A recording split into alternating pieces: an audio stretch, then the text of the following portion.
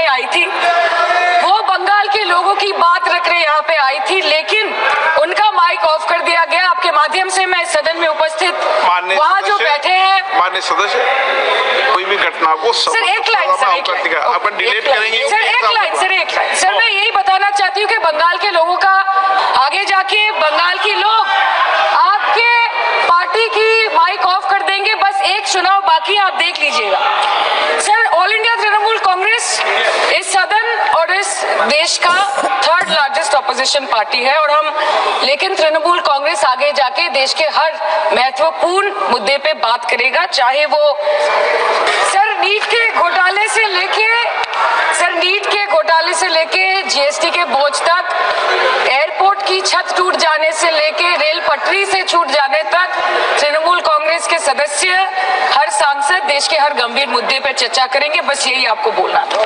हमारे किसान अपनी मवेशी को, अपनी फसल को माँ की तरफ पूछते हैं। जिस खेत में वो हल चलाते हैं, उस जमीन को नमन करते हैं। इसका जवाब अगर आप देश के किसान से पूछेंगे तो वो आपको यही बात बोलेंगे कि चाय से शुरू हुई थी सरकार और गाय पे अटक गई, और विकास की मौसी 10 साल में रास्ते में भटक गई।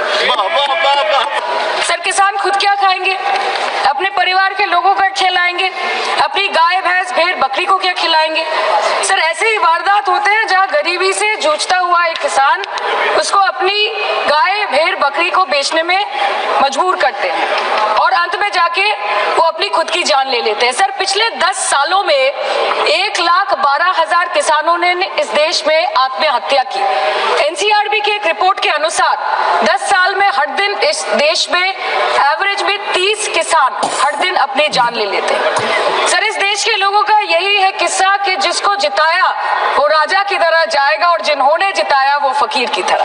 सर, ये बहुत गौरक्षा की भी बातें करते हैं। देश के लोगों को ये पता होना चाहिए that there is a fodder crisis in India। तो सर, पहले खाना ही नहीं मिला, फॉडर क्राइसिस, फिर मिल भी जाए तो इतना महंगा कि किसान खरीद ही नहीं पा रहा है, फॉडर इन्फ्लेशन, और सर खाना मिल भी जाए तो पशुओं की बीमारी। उससे मुकाबला करने के लिए इस सरकार ने क्या किया?